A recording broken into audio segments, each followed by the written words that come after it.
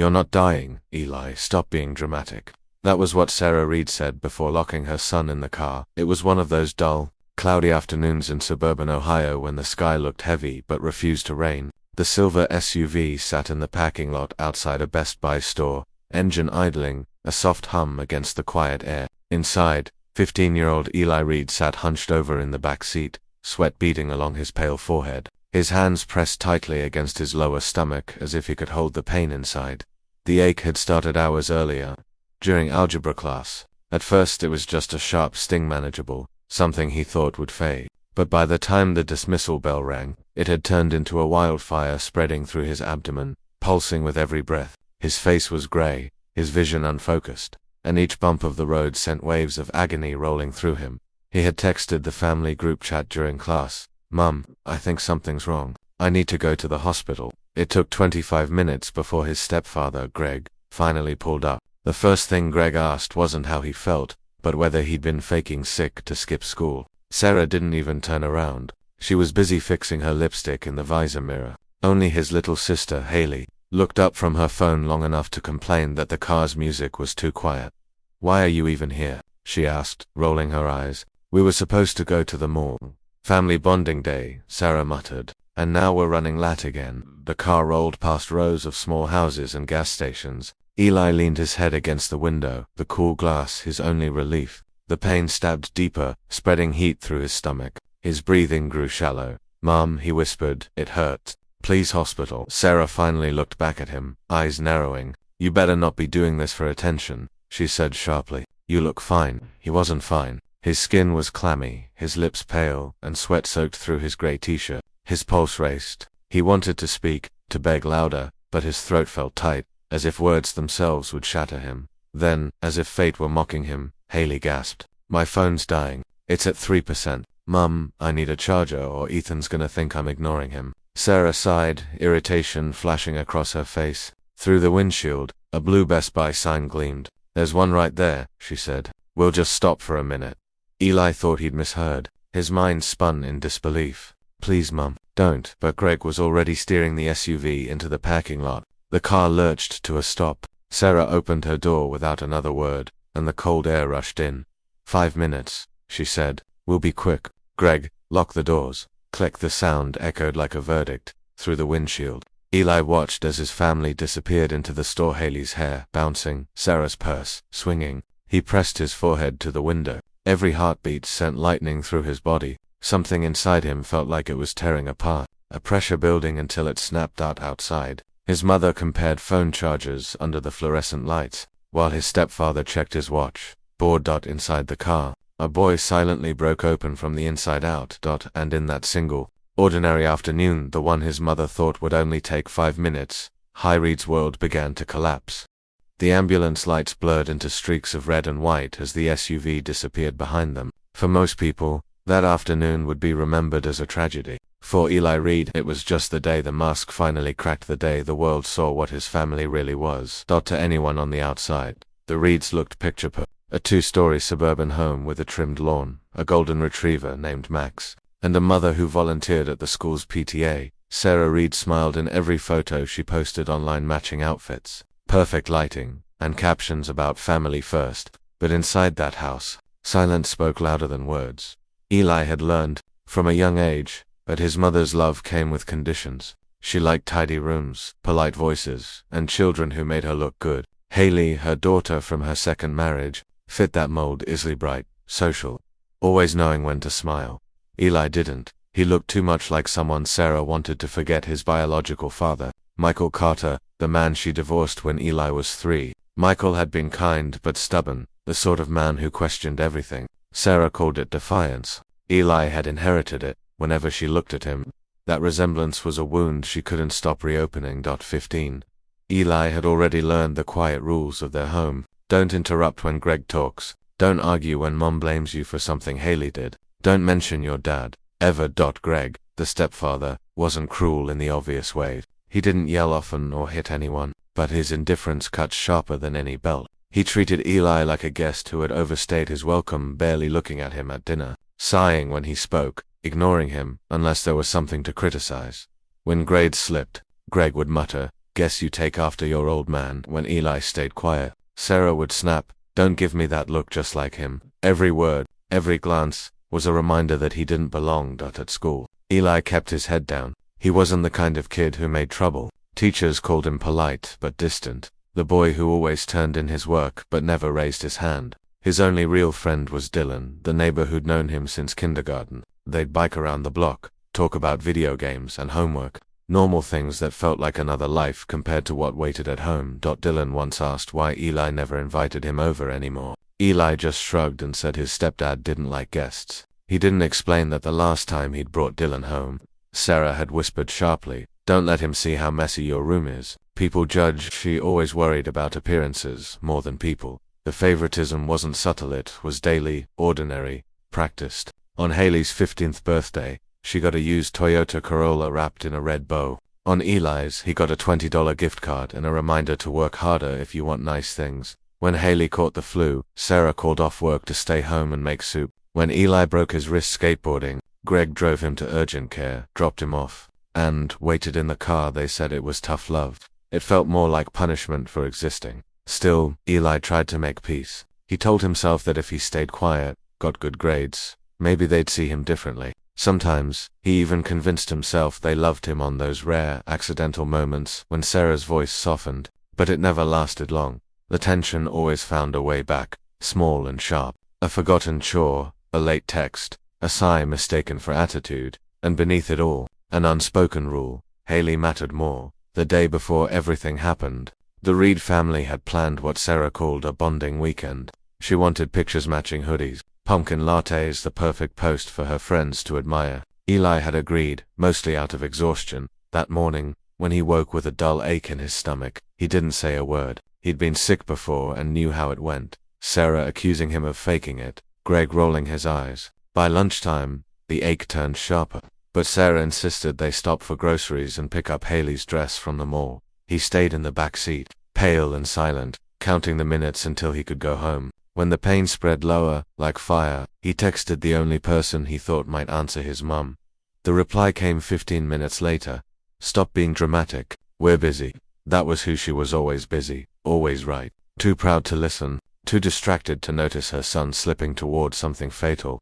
Looking back, there were signs, years of them. The way Sarah smiled wider around strangers than she ever did at home. The way Greg's eyes glazed over whenever Eli spoke. The way Haley learned to cry on command, knowing it made her mother soften instantly. Eli had spent his whole life walking on glass, hoping not to be the reason someone else broke it. So when he begged for help that afternoon, when he whispered hospital through the pain, he wasn't surprised that no one listened, because in the Reed household, silence had always been the rule. He just never knew silence could nearly kill him. The pain had always been part of Eli's life in small ways, emotional bruises that faded but never really healed. But that day, sitting in the locked car outside Best Buy, pain became something else. Something alive. When Sarah and Greg disappeared into the store, the first few minutes stretched like hours. Eli tried to breathe through the ache, clawing at his abdomen, counting to 10, then 20, like he'd seen people do in those mindfulness videos his counselor once showed at school. It didn't work. Sweat dripped from his temples onto the seatbelt. His hands shook as he reached for his phone, the screen flickering from low battery. He tried to type, "Help, hospital," but his fingers twitched, the letters blurring together. The sound of his pulse roared in his ears, drowning out everything else. He couldn't sit still. The seat felt too hot, the air too thin. His vision doubled. Streetlights smeared into white streaks through the window. Outside, the sun was sliding lower, washing the parking lot in pale gold. The world looked normal. That's what made it worse. Eli pressed his forehead against the window glass. The chill barely cut through the fever burning beneath his skin. He caught a glimpse of his mother comparing charges, lips pursed, expression flat with irritation. Beside her, Haley laughed at something on her phone. Greg stood with his hands in his pockets, checking his watch. They looked like any ordinary family, shopping before dinner, and Eli realized with a hollow, dizzy certainty that he could die right there, and they might not even notice. He gagged as nausea surged up his throat. The acid burned. He clutched his stomach tighter, curling over himself. A noise escaped him, half groan, half gasp. Then it happened. A white-hot explosion of pain, deep inside his lower abdomen, like a balloon snapping under pressure. The agony was instant, violent, unstoppable. His body seized. He couldn't scream, only choke on air. It felt like fire spreading through his veins, crawling up toward his chest. His breath came in short, sharp bursts. He clawed at the seatbelt buckle, trying to get out, but his hand slipped. The edges of his vision darkened. Outside, Sarah turned just enough for their eyes to meet through the window. Her face didn't change. She looked at him, then turned back to the cashier. Something inside him broke that had nothing to do with his body. When the world flickered back into focus, he wasn't sure how much time had passed. A shadow moved outside the window. Greg, approaching the car, a plastic bag in hand. The door opened. Cold air rushed in. Greg's expression shifted from annoyance to alarm. Jesus, Eli, what the hell? Eli tried to speak, but no sound came out. His body trembled uncontrollably. Sarah. Greg's voice cracked through the air. Get over here. Moments later, Sarah appeared, clutching the charger box. Her face went pale, then hardened. Get him in the car, she said quickly. Now, Greg helped lift him, and the movement sent another wave of pain ripping through Eli's side. He screamed, then roared, involuntary, the sound scraping out of him like broken glass. Stop yelling, Sarah hissed, sliding into the passenger seat. You're scaring Haley. Haley was crying, phone clutched to her chest. Eli didn't care. The world was spinning. His vision kept dimming and brightening like a faulty light bulb. He tried to whisper again, hospital, but it came out as a rasp, barely audible. Greg sped out of the parking lot, tires screeching, the car filled with tension and silence, punctuated only by Haley's sobs. Sarah kept glancing back at Eli. You're fine, honey. It's probably just food poisoning. You always overreact. Her voice trembled, the edge between guilt and denial. Eli couldn't even answer. He felt detached, like watching from outside his own body. The buildings along the highway blurred together. At some point, he lost consciousness. When he opened his eyes again, harsh white light stabbed through his eyelids. The smell of antiseptic hit him first, sharp and clean. Machines beeped softly nearby. For a moment he thought he'd dreamed everything. Then the pain returned, dull but steady, banded around his stomach. He wasn't dead, not yet. He blinked until the room came into focus for line. Heart monitor. A nurse in dark blue scrubs, adjusting something beside him. The nurse noticed him stirring. Hey there, he said gently. The badge read Lucas Ramirez. You're awake. That's good. Eli tried to speak, but his throat was dry. What happened? Lucas hesitated. You're in the ICU, buddy. Your appendix ruptured. You got real sick, but you're stable now. Appendix. The word echoed like a gunshot through Eli's mind. He remembered the parking lot, his mother's face through the glass, the lock clicking shut. Lucas's expression softened as he saw the fear in Eli's eyes. You don't need to talk about it yet. Just rest. You're safe here. Safe. It felt like the first time anyone had said that word and meant it. Hours passed. The pain dulled to a heavy ache under the medication. Nurses moved quietly around him, adjusting tubes, checking vitals. Through the fog of fever, Eli heard voices in the hallway, his mother's, calm and performative. We came straight here as soon as we realized something was wrong, she told someone. We only stopped for 2 minutes. My daughter has anxiety, needed her medication. The nurse's voice replied, skeptical. I see. Eli closed his eyes. He wanted to scream that she was lying, that those 2 minutes had nearly killed him, but the weight of exhaustion pressed him down. He turned his head toward the dim glow of the hallway, and tears slipped silently down his cheeks, because even here in a hospital, full of strangers, he still wasn't sure if anyone truly saw him. When Lucas returned later that night, he checked Eli's fore and lingered. Can I ask you something? He said quietly. Do you feel safe at home? Eli hesitated. His throat burned. No. That single word hung between them, fragile but heavy with truth. Lucas nodded slowly, his jaw tightening. Thank you for telling me. He squeezed Eli's hand once before leaving. We'll make sure you're okay. It was the first time in years someone had looked at him not with judgment, but with concern. Outside the ICU window, the night deepened. The world beyond the glass was quiet, streetlights glowing over empty parking lots. The city asleep. Inside, a boy lay still under the sterile light, realizing that the people who were supposed to protect him had almost destroyed him instead, and as the machines beside his bed kept him tethered to life, something inside him changed forever. Eli Reed stopped hoping his mother would save him. He decided he'd have to save himself. Hospitals were supposed to be safe, places bright, sterile, filled with people who fixed what was broken. But for Eli Reed, waking up there felt like entering another kind of battlefield. The machines hummed softly beside his bed, a rhythmic beeping that matched the pulse in his wrist. Every breath still hurt, but not as sharp as before. He was alive, tethered by tubes and wires, the room filled with that cold lemon-scented air that only hospitals seem to have. He had no idea how long he'd been there when the door opened. Sarah stepped inside first, her heels clicking against the tile. Her hair was perfect, her blouse pressed like she'd come straight from a PTA meeting instead of nearly losing her son. Greg followed behind, holding a paper cup of coffee. Eli tensed. His throat felt raw. Double quotes. "Hey honey," Sarah said softly, her tone dripping with manufactured sweetness. "How are you feeling?" He didn't answer. Greg glanced at the monitors. "Doctors said you'll be fine. You scared your mum half to death." Eli blinked slowly.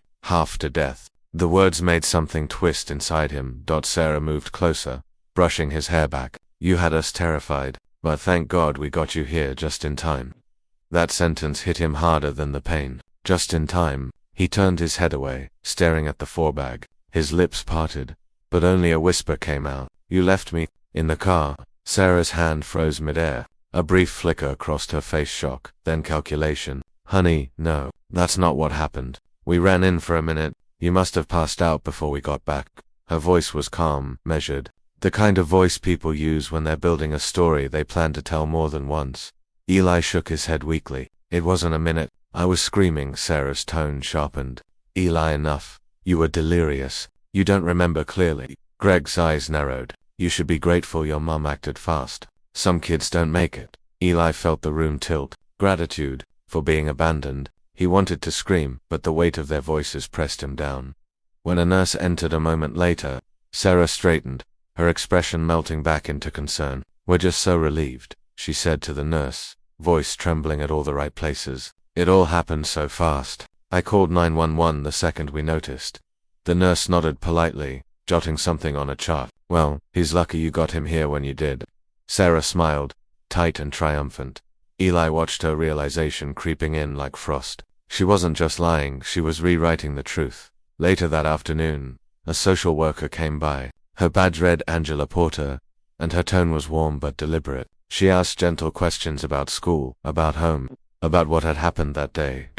Before Eli could speak, Sarah jumped in. "It was a terrible misunderstanding," she said quickly. "We were shopping nearby when he got sick. We rushed right over. His dramatic sometimes gets that from his dad." Angela smiled politely. "I see, and you said he was in the car for how long?" 2 minutes, maybe 3. Greg nodded in agreement, arms crossed like a bodyguard. "That's it. He exaggerates things. Always has." Eli's pulse quickened, his stomach turned. Angela looked at him gently. "Eli, is that how you remember it?" He hesitated. The air felt heavy, his mother's stare slicing through him. If he said the truth, she'd make him pay for it later. He knew that look, the warning one, the same one she gave him before every lie she wanted him to agree with. He wanted to speak, but when his mouth opened, no sound came out.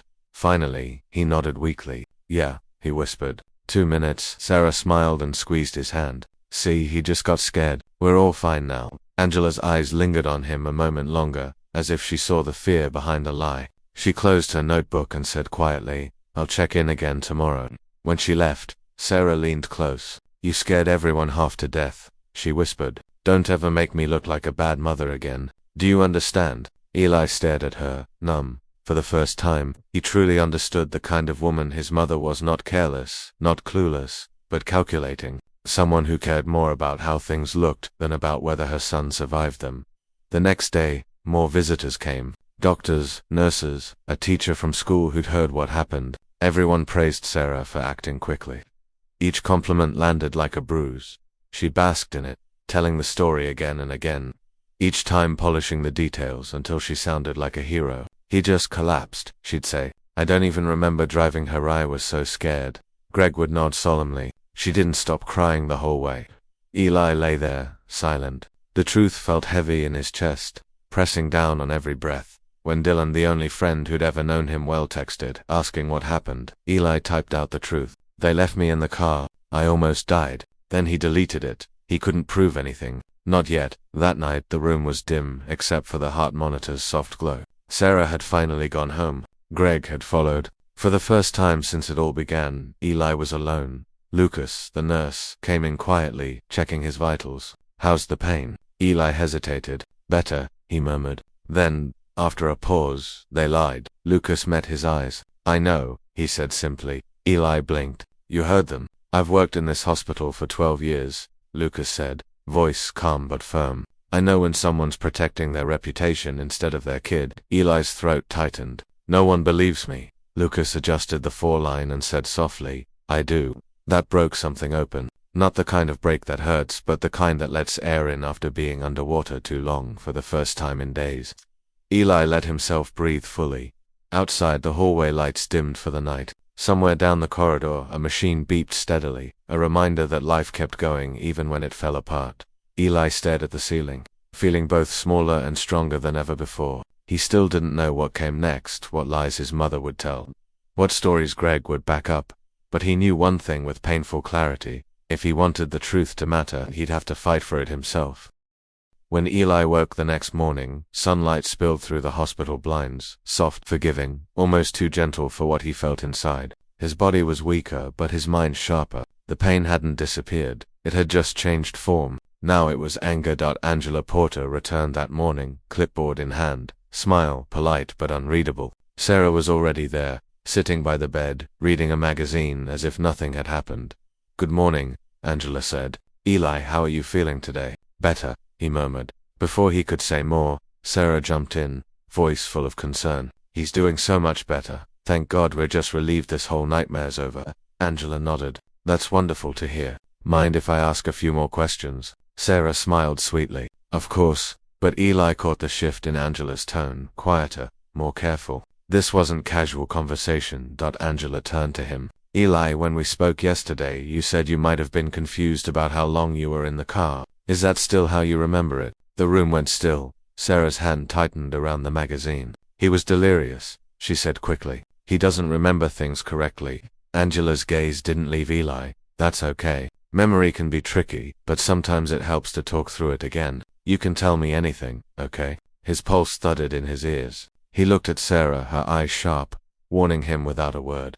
Then he remembered Lucas's voice from the night before. I believe you. He took a shaky breath. It wasn't 2 minutes, he said quietly. It was longer, way longer. Sarah's expression froze. Eli, he kept going, words trembling but steady. You locked the car. I was screaming. I saw you. You were at the counter. You looked right at me. Angela's pen paused mid-note. Sarah's smile fractured. Honey, no, that's not. He's confused, she said quickly. You don't know what you're saying. I do, Eli said louder. You didn't call anyone. Greg didn't even move until I passed out. For the first time, his mother had no script ready. Angela closed her notebook gently. Thank you, Eli, she said. That's really important. Sarah tried to laugh, strained and hollow. You can't seriously believe this. He's a teenager. They exaggerate. Angela stood. That's why we verify. We'll follow up with the hospital's intake report, surveillance footage, and emergency call logs. Thank you for your time, Mrs. Reed.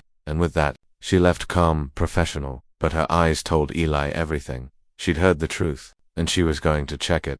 The next few days blurred into questions, paperwork, and quiet conversations Eli wasn't supposed to overhear. He learned things by accident, whispers between nurses, the tension in Sarah's tone when she stepped out to answer calls. Then one evening, Lucas came in, excitement flickering behind his calm. Hey, buddy, he said, checking the monitors. You're about to have a visitor who... Lucas smiled. Your dad. When Michael Carter walked in, Eli almost didn't recognize him. The last photo he'd seen was years old, a younger man, neat haircut, a little too tired. Now, Michael looked older, but his eyes were the same, warm, steady, real. For a moment they just stared at each other. Then Michael stepped forward and pulled him into a careful hug. Hey kiddo, he whispered. I'm here. Eli couldn't hold it in anymore. The tears came quietly at first, then harder. She left me, he stammered. I know, his father said softly. Angela called me. She told me everything. Eli froze. You believe me? Michael's voice broke a little. I always would have. I just didn't know. That was all it took. Years of silence cracked open. The investigation moved fast after that. Angela had pulled security footage from the Best Buy parking lot, timestamps showing the SUV sitting still for nearly half an hour. No one went in or out. Emergency services confirmed that the 911 call came 27 minutes after Eli collapsed. The truth was in black and white. When the hospital's legal team reviewed the report, they contacted child services immediately. Sarah's 2-minute story crumbled under evidence. Greg tried to intervene. claiming it was all a misunderstanding. But the footage didn't lie. A meeting was scheduled in the hospital conference room. Eli sat beside Angela and his father, hands trembling under the table. Across from them sat Sarah and Greg, perfect posture, polite smiles, still pretending control. A representative from Child Protective Services read the report aloud. The patient was left unattended in a locked vehicle for approximately 28 minutes while experiencing acute medical distress. Sarah interrupted, voice breaking. I didn't mean to, Angela cut in gently. Intent doesn't change impact, Mrs. Reed. Your son could have died. Greg leaned forward. You're twisting it. She's a good mother. The boys emotionally always exaggerates. Eli's voice came out low but steady. You're lying.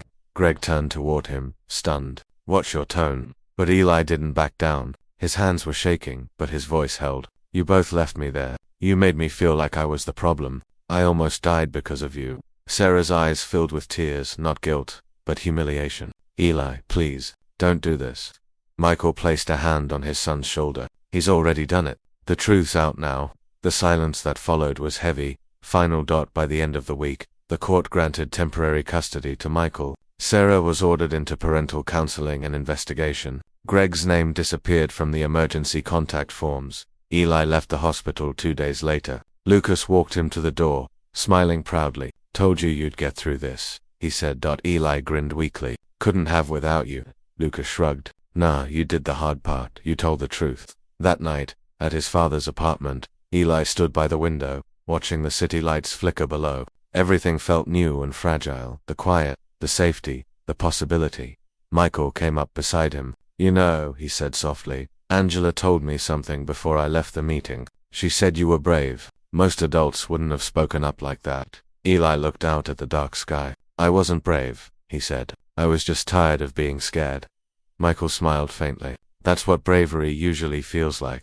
For the first time in years, Eli believed it. In the distance, the hum of traffic sounded like life moving forward. The pain was still there, but it wasn't everything anymore. He wasn't just the boy locked in the car. He was the boy who got out and made sure everyone saw what really happened, and that was the first victory that truly belonged to him.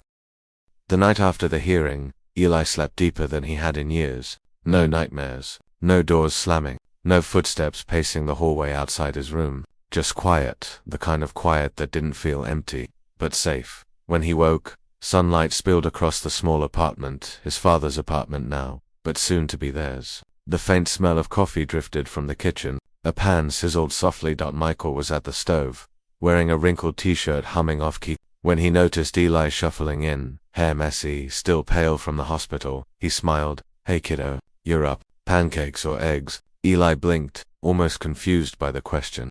Pancakes. Good, Michael said, because I already messed up the eggs. It was such an ordinary moment, but it hit Eli harder than any grand gesture ever could. No shouting, no accusations, just breakfast. He sat at the table watching his dad flip pancakes unevenly. The plate that landed in front of him was slightly burnt on one side, but it was warm, real. You know, Michael said after a while, Angela called this morning. She wanted to check on you. Eli looked up. What did she say? That the investigation's closing soon. The court's finalizing full custody in my name. Sarah's going to therapy as part of her plea deal. Supervised visitation only. He let the words settle in. It wasn't revenge. It wasn't triumph. It was closure, the kind that didn't need an audience.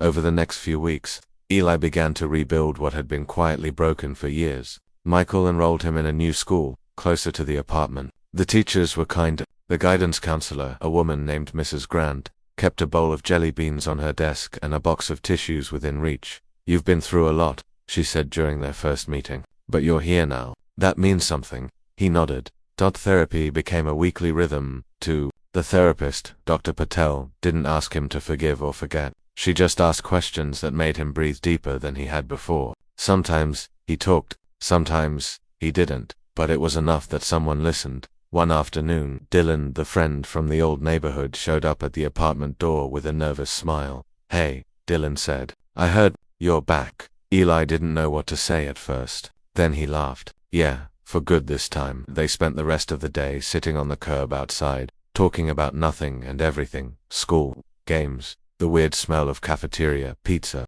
It felt almost like reclaiming a piece of the childhood he thought he'd lost. Meanwhile, Sarah tried to reach out. Letters came, written in perfect handwriting, every line carefully measured. I miss you. I didn't mean to hurt you. We can fix this someday. Eli read them once, then folded them neatly and put them away in a drawer. Maybe one day he'd answer, maybe not, but for now, he needed space that didn't echo with excuses.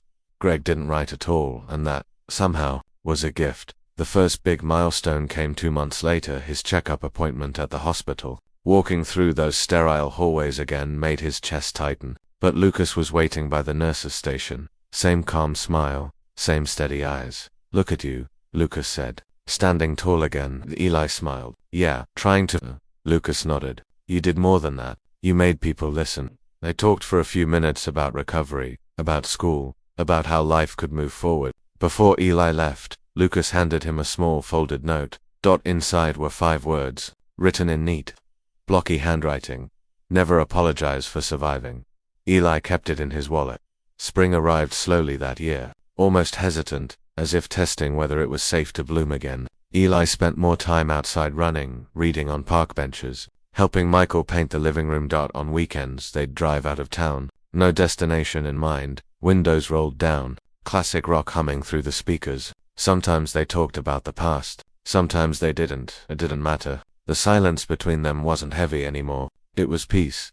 One evening while cleaning up after dinner, Michael found Eli staring out the balcony window, watching the sunset bleed gold into the city skyline. What are you thinking about? He asked. Eli smiled faintly. Just everything. How weird it feels to be okay. Michael leaned against the railing beside him. You earned okay. Took a hell of a road to get here. Eli nodded slowly. Do you ever think people change? His father exhaled. Some do, some don't. But you did. That's what matters. Eli thought about Sarah, then her voice, her lies, her fear. Maybe one day she'd change. Maybe she wouldn't. But he no longer needed her to. He'd stopped waiting for her apology. The moment he realized he didn't owe her forgiveness. A few days later, Mrs. Grant called him into her office again. End of year essay assignment, she said with a grin. Topics, simple. What does family mean to you? You can write whatever you want. That night, Eli sat at his desk, pencil hovering over the page for a long time. Then he began to write. Family isn't who shares your last name. It's who shows up when the world stops. It's the nurse who doesn't look away, the friend who still knocks on your door, the father who burns breakfast just to make you smile. He paused, smiling to himself. It's the people who hear you when everyone else calls you dramatic. Weeks later, his essay hung in the counselor's hallway, typed neatly under the school logo. Beneath it, a small sticky note in Mrs. Grant's handwriting read, Proud of you, Eli. And as he walked out into the spring air that afternoon, sunlight warm on his face, laughter from nearby students echoing across the courtyard, he realized something simple, something steady. The pain would always be part of his story, but it wasn't the whole story anymore. He wasn't the boy locked in the car. He was the boy who lived, who spoke, who was finally free. Spring faded gently into summer, and the days began to stretch longer, brighter, quieter. Eli Reed had learned to live without waiting for storms. The nightmares still came, sometimes flashes of locked doors, the echo of his own voice calling for help, but they no longer controlled him. He'd learned something powerful in the aftermath of everything. Pain doesn't vanish. It transforms. On the first day of June, he and his father drove back to the coast, just the two of them. The air smelled like salt and freedom, the radio playing old songs that neither of them knew the words to. They stopped at a pier and watched the water shimmer under the setting sun. Michael leaned on the railing beside him. You know, he said, a few years from now, this will all just be part of the story you tell. Not the part that defines you, just the part that proves you made it. Eli smiled faintly. You think so? I know so. They stood there for a while, saying nothing. The waves rolled in, steady and sure, like time itself was giving them permission to breathe again. For so long, Eli had thought survival meant pretending it hadn't hurt. Now he understood surviving meant remembering without letting it own you. In quiet moments, he sometimes wondered about his mother, whether therapy was helping, whether she missed him for real, or just missed control. He didn't hate her anymore. That emotion had burned out somewhere along the road, leaving behind only a faint, tired pity.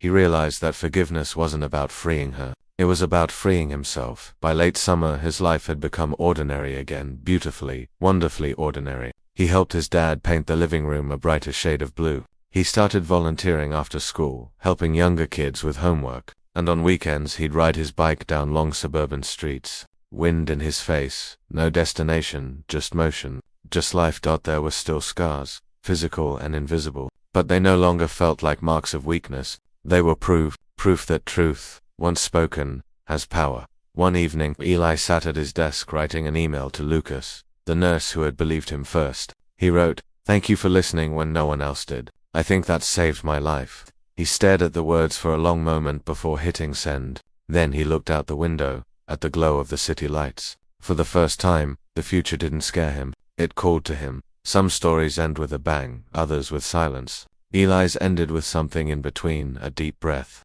A sunrise, the kind of peace that comes only after you've survived. Yourself, the boy who once whispered for help from the back seat of a locked car, had become the young man who could speak his truth out loud. Maybe that's the real definition of justice, not punishment, not revenge, but the courage to say, "This happened, and I'm still here."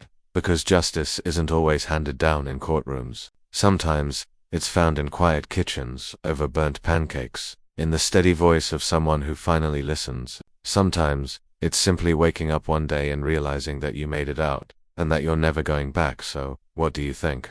Do you believe someone still deserves to be called a parent if they abandon their child when that child needs them most? If you believe that everyone deserves to be loved, protected, and heard, leave a comment below, and follow this channel for more stories that remind us, sometimes, survival is justice. Thank you for staying until the end of this story. Every view, every comment, every moment you spend listening, it means more than you think. These stories aren't just fiction. They're reflections of what many people quietly go through every day. And sometimes, hearing one voice speak the truth can help someone else find theirs. If this story touched you, or made you think about what love, family, and justice really mean, please consider subscribing, leaving a comment, or sharing it with someone who might need to hear it today, because together, we can build a space where every story and every voice matters. Thank you for watching. And remember, truth may hurt, but silence hurts even more. Follow for more stories that remind us sometimes, survival is justice.